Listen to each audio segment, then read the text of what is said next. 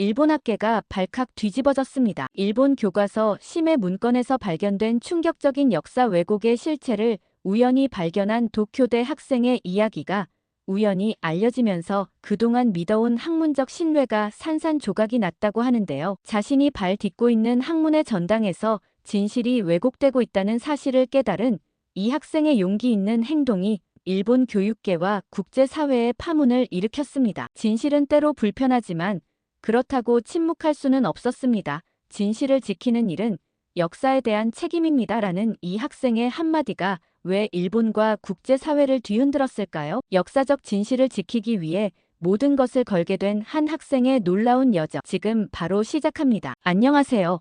저는 한서윤입니다. 한국계 미국인으로 일본 도쿄대에서 동아시아 현대사 박사과정을 밟고 있죠. 그날도 여느 때처럼 도서관에서 자료를 찾고 있었습니다. 비가 추적추적 내리는 창가에 앉아 커피 한 잔을 마시며 일본 교과서 심사 자료를 열람하고 있었어요. 처음엔 그저 논문 작성을 위한 평범한 자료 수집이었습니다. 그런데 페이지를 넘기던 손이 갑자기 멈췄어요. 뭐라고? 이게 말이 돼?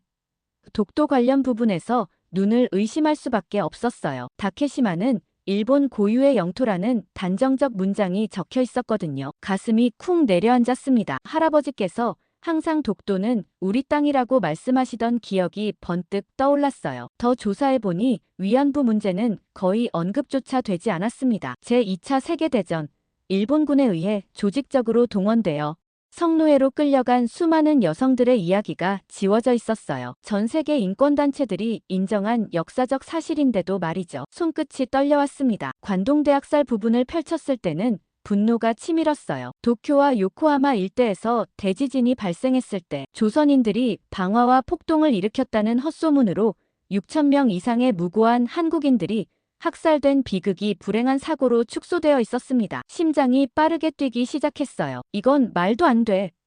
임나 일본 부설 관련 내용을 보며 중얼거렸습니다. 현대 고고학계와 역사학계에서 이미 허구로 밝혀진 일본이 고대 한반도 남부를 지배했다는 주장이 마치 사실인 것처럼 은근슬쩍 서술되어 있었어요. 식민 지배를 정당화하기 위해 만들어진 허구적 이론이 여전히 교과서에 살아있었습니다. 그날 밤 연구실로 돌아와 밤새 자료를 검토했어요. 이건 단순한 시각 차이가 아니라 명백한 역사 왜곡이었습니다. 수백만 일본 학생들이 이런 왜곡된 역사를 배우고 있다는 사실에 온몸이 떨려왔어요. 할아버지 세대가 겪었던 고통이 마치 없었던 일처럼 지워지고 있었습니다. 손이 떨렸지만 결심했어요. 교과서 수정 지시 문건을 몰래 복사했습니다. 연구 윤리를 어기는 행동이었지만 진실을 지키기 위해서였어요. 할머니의 친구분이 위안부 피해자셨던 기억이 떠올랐습니다. 그분의 눈물 어린 증언을 들었던 그날, 어린 제가 꼭 역사학자가 되어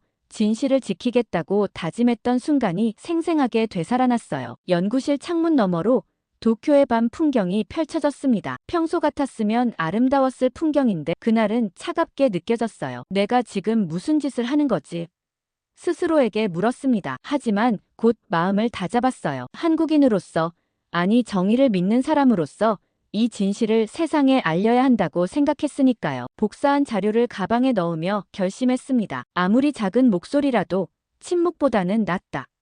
할아버지께서 들려주신 이야기가 생각났어요. 할아버지는 일제시대를 겪으셨고 그 고통을 잊지 말라고 항상 말씀하셨죠. 역사를 잊은 민족에게 미래는 없다.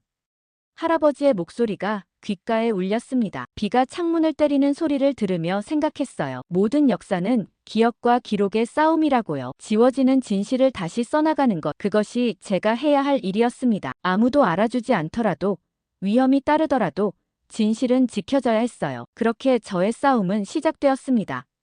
한 페이지의 충격이 제 인생의 방향을 완전히 바꿔놓은 밤이었어요. 다음 날 가슴 두근거리며 지도 교수님을 찾아갔습니다. 다나카 교수님은 평소 공정하고 개방적인 분이라 생각했거든요. 하지만 제가 발견한 교과서 왜곡 문제를 꺼내자 그의 표정이 굳어졌어요. 서윤 씨, 이건 연구 주제로 적절하지 않습니다. 다른 주제를 찾아보는 게 어떻겠습니까? 냉담한 반응에 당황했지만 포기할 수 없었죠. 역사학과 다른 교수님들도 찾아갔어요. 하지만 대부분 정치적으로 민감한 문제라며 회피했습니다. 한 교수는 아예 외국인 학생이 일본 내부 문제에 개입하지 말라고 직설적으로 말하더군요. 그 말에 가슴이 아팠어요. 학문의 진실 앞에 국적이 무슨 의미가 있나 싶었습니다. 어느 날 문부과학성 출신이라는 나카무라라는 관리가 연구실을 찾아왔어요. 점잖은 미소를 지으며 앉더니 갑자기 분위기가 달라졌습니다. 한씨, 당신의 연구가 어떤 방향으로 가고 있는지 들었소. 자네 앞길이 창창한데 불필요한 문제를 만들지 않는 게 좋을 거요. 분명한 협박이었죠. 나카무라가 떠난 후 몸이 떨렸어요. 이게 단순한 경고가 아니라는 걸 직감했습니다. 그 일 이후 캠퍼스 생활이 달라졌어요. 전에는 친하게 지내던 일본인 동료들이 하나둘 거리를 두기 시작했습니다. 연구실에서 차 한잔하며 나누던 대화도 사라졌고 공동 연구 프로젝트에서도 슬그머니 배제되었죠. 복도에서 마주치면 예전처럼 인사도 하지 않았어요. 갑자기 혼자가 된 기분이었습니다. 연구 지원금도 갑자기 중단되었어요. 담당자는 예산 조정이라고 했지만 타이밍이 너무 의심스러웠죠. 하루하루가 외롭고 힘들었습니다. 때로는 포기하고 싶은 마음도 들었어요. 하지만 그때마다 제가 복사해 숨겨둔 문건들을 떠올렸습니다. 그리고 우리 할아버지 세대가 겪었을 고통을 생각했죠. 그분들에 비하면 제가 겪는 불편함은 아무것도 아니었어요. 작은 노트북에 매일 일기처럼 기록을 남겼습니다. 진실은 반드시 밝혀질 거라는 믿음으로 하루하루를 버텼어요. 어느 아침 메일함을 열었는데 충격적인 내용이 있었습니다. 도쿄대 행정실에서 온 공문이었죠. 학적 보류 통보라는 제목의 메일이었어요. 내용인즉 연구윤리 위반 혐의로 조사가 진행되는 동안 학적이 보류된다는 거였습니다. 손이 떨려왔어요. 누군가 제가 자료를 복사한 걸 알아챈 게 분명했죠. 그날 오후 연구실에 들어가 보니 책상이 뒤져진 흔적이 있었습니다. 다행히 중요한 자료는 외장하드에 복사해 다른 곳에 보관해뒀어요. 하지만 이제 상황은 더욱 심각해졌습니다. 다음 날 장학금 취소 통보가 왔어요. 그리고 며칠 후에는 유학생 비자 문제로 출입국 관리국에서 연락이 왔다고 대학에서 통보받았죠. 한 달 만에 모든 게 무너져 내렸습니다. 학생 신분을 잃고 경제적 지원도 끊기고 비자마저 위태로워진 상황이었어요. 도쿄에서의 3년 생활이 이렇게 끝날 수도 있겠다는 생각에 밤마다 잠을 이루지 못했습니다. 가끔은 창밖을 바라보며 눈물을 흘리기도 했죠. 미국에 계신 부모님께 전화가 왔어요. 서윤아, 뭔가 문제 있니? 대학에서 연락이 왔다는데. 부모님의 목소리에서 걱정이 느껴졌습니다. 모든 걸 말씀드리고 싶었지만 더 걱정하실까봐 그럴 수 없었어요. 그냥 연구 주제 때문에 약간의 마찰이 있어요. 곧 해결될 거예요. 라고 둘러댔죠. 하지만 전화를 끊고 나니 더 큰 외로움이 밀려왔습니다. 창문 너머로 보이는 도쿄 스카이트리가 그 어느 때보다 멀게 느껴졌어요. 지금 돌아간다면 그냥 모든 걸 포기하고 미국으로 돌아가면 어떨까? 그런 생각이 머릿속을 맴돌았습니다. 하지만 곧 다시 마음을 다잡았어요. 아니야. 이대로 물러설 수 없어. 제가 물러서면 진실도 영원히 묻히는 거니까요. 저 혼자의 문제가 아니었습니다. 왜곡된 역사를 배우는 수많은 학생들, 그리고 역사 속에서 지워지려는 우리 조상들의 고통. 이건 제가 반드시 해야 할 일이었어요. 비록 모든 것을 잃더라도 진실만은 지킬 거라고 다짐했습니다. 절망 속에서도 희망의 불씨를 찾아야 했습니다. 도쿄의 한 작은 카페에서 익명 이메일 계정을 만들었어요. 확보한 교과서 왜곡 자료들을 정리하고 영어로 번역해 국제 언론사들에 보내기 시작했습니다. 가디언, 뉴욕타임즈, AP통신 등 유명 언론사들의 익명으로 제보했어요. 며칠이 지나도 아무 반응이 없었습니다. 제 메일이 스팸함에 들어갔나 걱정도 됐죠. 그러던 어느 날 아침 가디언 온라인판에 기사가 하나 올라왔어요. 일본 교과서의 역사 왜곡, 익명의 내부 고발자가 공개한 충격적 자료.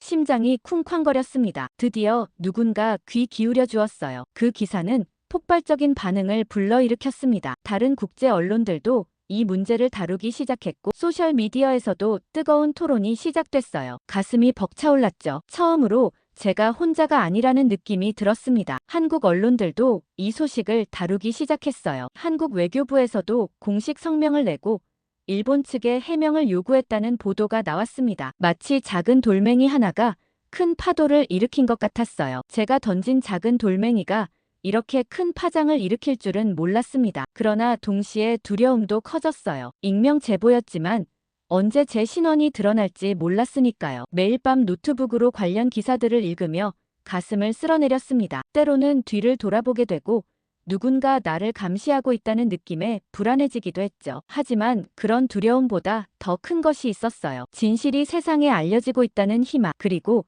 우리 조상들의 역사가 지워지지 않을 거라는 믿음이었습니다. 카페에 앉아 창밖을 바라보며 생각했어요. 이제 돌이킬 수 없는 강을 건넜구나. 두렵지만 후회는 없었습니다. 마침내 진실이 빛을 보기 시작했으니까요. 국제적인 관심이 커지자 일본 정부와 언론의 대응도 거세졌습니다. 일본 문부과학성에서는 공식 기자회견을 열고 익명 제보자의 주장은 왜곡되고 단편적이라며 반박했어요. 일본 보수 언론들은 반일 세력의 음모라고 몰아붙였고 어떤 신문은 익명 제보자는 반국가적 행위자라고 비난하기도 했습니다. 인터넷상에서는 내부 고발자 찾기라는 이름으로 마녀 사냥식 추적이 시작됐어요. 도쿄대 한국인 유학생들의 신상 정보가 온라인에 유출되기도 했습니다. 저뿐 아니라 무고한 다른 한국 학생들까지 위협을 받는 상황이 되어버렸죠. 죄책감이 들었어요. 하지만 이대로 멈출 수는 없었습니다. 어느 날 아침 작은 원룸문을 누군가 세게 두드렸어요. 놀라서 문을 열어보니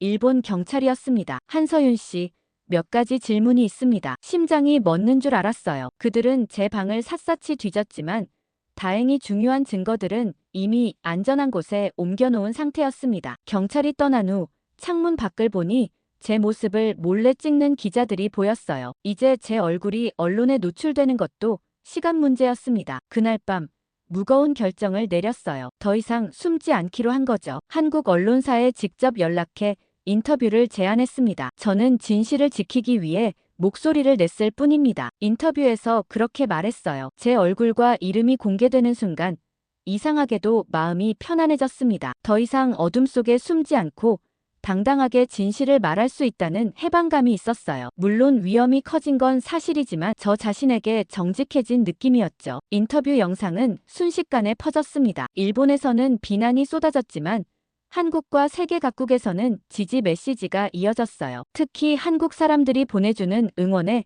큰 힘을 얻었습니다. 당신은 혼자가 아닙니다. 진실은 반드시 승리합니다. 이런 메시지들이 제게 큰 위로가 되었어요. 그리고 처음으로 생각했습니다. 어쩌면 이길 수 있을지도 모른다고요. 제 인터뷰가 공개된 다음 날 예상치 못한 소식이 들려왔습니다. 도쿄대 학생들 중 일부가 역사 진실 지키기 모임이라는 단체를 만들어 저를 지지한다는 성명을 발표한 거예요. 처음에는 믿기 어려웠어요. 일본 학생들이 저를 지지한다니 상상도 못한 일이었으니까요. 모임의 대표 요시다 켄타는 언론 인터뷰에서 이렇게 말했다고 해요. 우리도 왜곡된 역사가 아닌 진실된 역사를 배우고 싶습니다. 한 씨의 용기에 감사합니다. 그 말을 듣고 눈물이 났습니다. 제가 너무 일본을 적대시했던 건 아닌가 하는 반성도 들었어요. 며칠 후 도쿄 신주쿠에서 작은 시위가 열렸습니다. 교과서 왜곡 반대라는 팻말을 든 학생들이 모인 거예요. 물론 수백 명이 넘는 대규모 시위는 아니었지만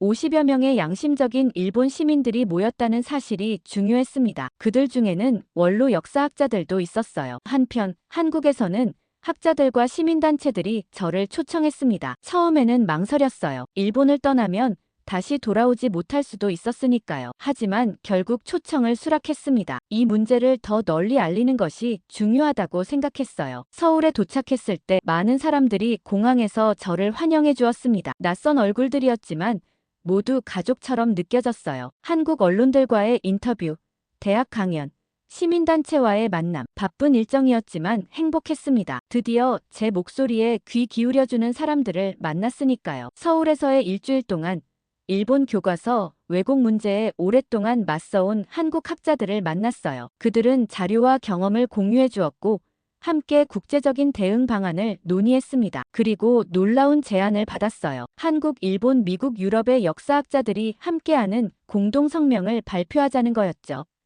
이 문제가 한국과 일본만의 갈등이 아니라 세계 역사학계의 진실 수호 문제로 확장된 순간이었습니다. 공동성명이 발표된 후 변화의 바람이 불기 시작했습니다. 유네스코에서 일본 교과서 심해 과정의 국제 모니터링단 파견을 검토하겠다고 발표했어요. 일본 정부는 강하게 반발했지만 국제적 압력은 계속 커져갔습니다. 한편 한국에서는 독도연구소와 위안부 기록센터에서 저를 연구원으로 초청했어요. 처음에는 어떻게 해야 할지 혼란스러웠습니다. 일본에서의 박사 과정을 포기해야 한다는 의미였으니까요. 하지만 이제 도쿄대로 돌아가는 건 현실적으로 불가능했어요. 결국 독립연구자의 길을 선택했습니다. 독도연구소에서 일하면서 일본 교과서, 왜곡 문제를 체계적으로 연구하기 시작했어요. 제가 가져온 자료들은 물론 더 많은 역사적 증거들을 수집했습니다.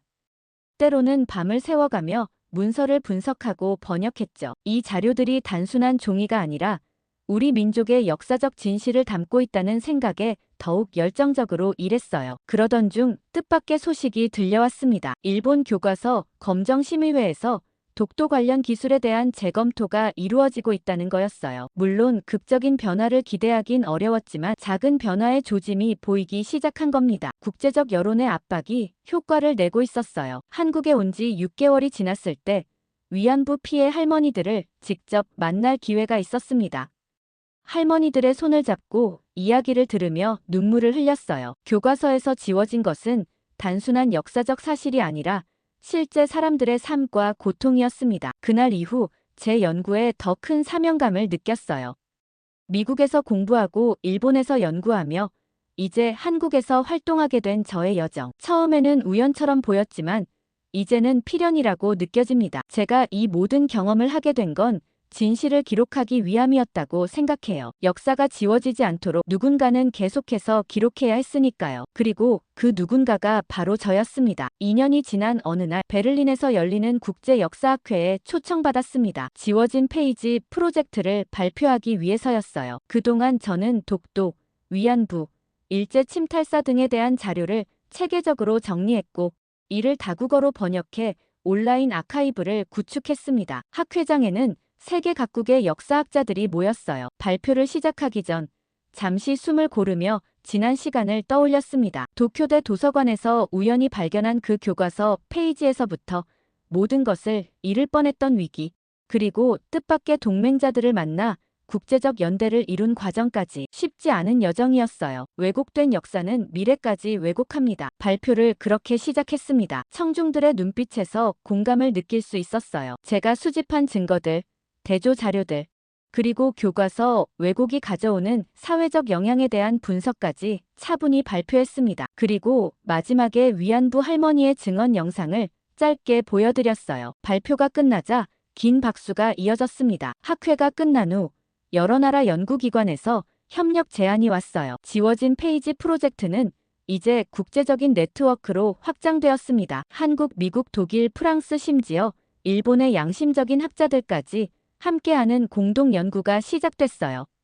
가장 큰 변화는 일본에서 일어났습니다. 물론 교과서가 완전히 바뀌진 않았어요. 하지만 일부 출판사에서는 독도 영유권 주장의 한국은 이에 대해 다른 입장을 가지고 있다는 각주를 달기 시작했고 위안부 문제도 짧게나마 언급되기 시작했습니다. 작은 변화였지만 의미 있는 첫걸음이었어요. 어느 날 일본에서 한 통의 이메일이 왔습니다. 도쿄대 다나카 교수님이었어요. 처음엔 놀랐죠. 제가 도쿄대를 떠나던 당시 냉담했던 그분이 왜 연락을 했을까요?